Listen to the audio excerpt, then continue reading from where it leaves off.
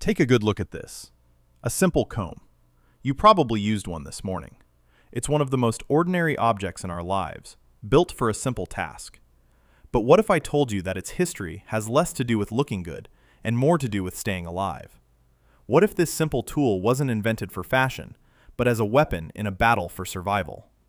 This isn't just a comb, it's the descendant of an ancient innovation, and the story of its creation isn't about vanity. It's about survival against a tiny, relentless, and disease-ridden enemy. So, why did our ancestors really invent the comb? The answer will change how you see your bathroom counter forever. Section 1. The problem. A tiny, ancient enemy. To understand the comb, you first have to understand the world it was born into. We imagine prehistoric life as a grand struggle against mammoths and saber-toothed cats. But for millennia, one of humanity's most persistent enemies was a creature you could barely see. A parasite that lived, bred, and thrived in the one place our ancestors couldn't easily defend: their own hair. We're talking about lice. Today, head lice are mostly a temporary nuisance, a note sent home from the school nurse. But for early humans, they were a chronic, debilitating problem. Genetic studies suggest lice have been our constant companions, evolving right alongside us for millions of years. In a world without easy access to running water or modern medicine, a lice infestation wasn't just itchy, it was a serious health hazard. Constant scratching could lead to open sores on the scalp. Before antibiotics, any open wound was a potential gateway for deadly infections. But the more direct danger came from a close cousin of head lice: body lice. We now know that body lice are vectors for deadly diseases like epidemic typhus and trench fever. These parasites weren't just annoying, they were a direct threat to the health of the individual and the entire community. Imagine living in a small, tightly knit group, the kind of settlement that marked the dawn of civilization. Crowded conditions would make lice spread like wildfire. An infestation was a constant, maddening torment and a visible sign of poor health. Evidence for this ancient scourge is overwhelming. Archaeologists have found lice and nits preserved on ancient human remains from all over the world. This wasn't a rare problem, it was a universal human experience.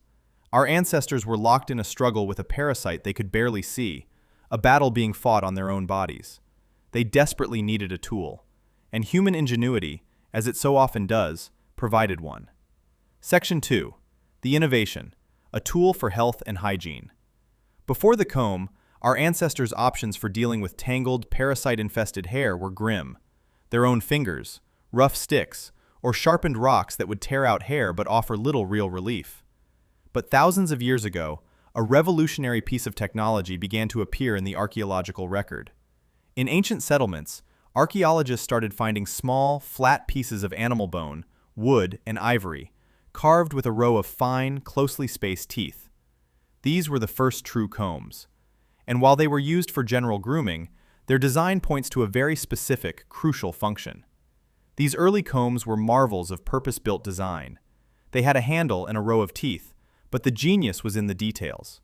Many early combs featured teeth that were narrow and set incredibly close together, some less than 0.3 millimeters apart. This design wasn't just for detangling knots. It was a specific, clever invention engineered to do one thing exceptionally well: remove lice and their eggs, or nits, from hair. The mechanism was simple yet brutally effective. As the comb was pulled through the hair, the fine teeth would catch adult lice and, crucially, scrape off the tiny, stubbornly glued nits before they could hatch. It was a manual, mechanical form of pest control. While modern lice combs are made from metal and plastic, they use the exact same principle today. The evidence for this is undeniable. In Israel, a 3,700-year-old ivory comb was discovered at the ancient site of Lice. When researchers looked at it under a microscope, they found the preserved exoskeletons of head lice trapped between its teeth. But this comb held an even more incredible secret. Faintly carved into its surface were 17 tiny letters, forming the earliest known complete sentence written in the Canaanite alphabet. And what did this ancient, groundbreaking sentence say? Not a prayer to the gods or a line of poetry. It was a simple, practical wish. May this tusk root out the lice of the hair and the beard. There it is, carved in ivory, a direct message from our ancestors across nearly 4 millennia. The primary purpose of this tool was a battle for hygiene and health. It was born not just from a desire for beauty, but from the universal misery of a parasitic infestation. Section 3. The evolution, from hygiene to status. Once this brilliant tool was refined, it spread across the ancient world. The comb was an effective solution to a universal problem, and its adoption was swift. But as human societies grew more complex, so too did the story of the comb. Its function began to expand. While it remained a grooming tool, its role as a status symbol and art object started to take center stage. Nowhere is this transition more apparent than in ancient Egypt. The Egyptians were famously meticulous about hygiene, and were certainly plagued by lice. Combs were an essential part of daily life. But in the tombs of pharaohs and nobles, we find combs that are far more than just practical tools. We see exquisite objects carved from precious ivory and wood, adorned with intricate designs and symbols of power. Suddenly, the comb wasn't just a delousing tool, it was a luxury good. To own a beautiful, ornate comb made from expensive materials meant you were wealthy and powerful. More than that, it was a way of displaying your cleanliness. In a world where parasites were common, being visibly well-groomed and free of lice was the ultimate display of health and social standing. The comb became a symbol of personal pride, signaling that you had the resources and discipline to keep the ever-present threat of infestation at bay.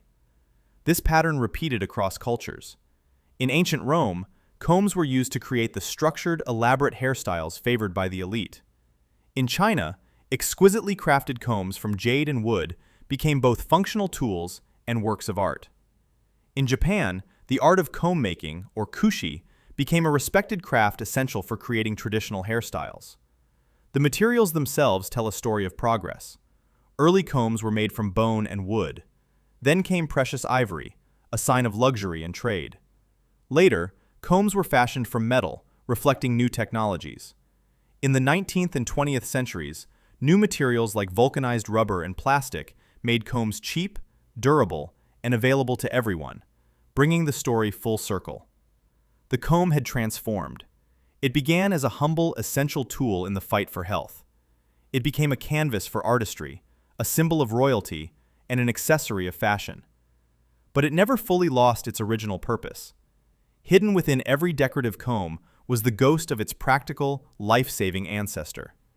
So, the next time you pick up a comb, stop and look at it. Really look at it. Feel its weight in your hand. See the rows of teeth. You're not just holding a piece of plastic or wood. You're holding the culmination of a thousands-year-old story. A story that begins with our ancestors' fight for health in a world where a tiny insect could be a deadly threat. It's a story of human ingenuity, of that brilliant spark that takes a piece of bone and transforms it into a life-changing solution.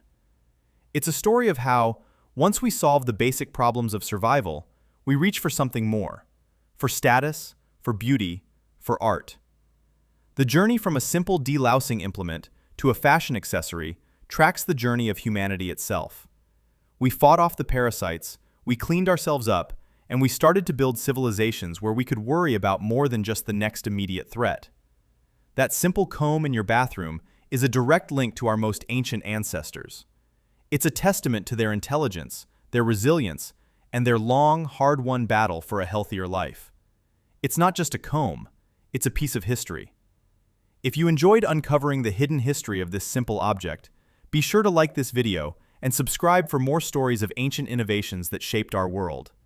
And let us know in the comments, what other everyday object's secret history should we uncover next?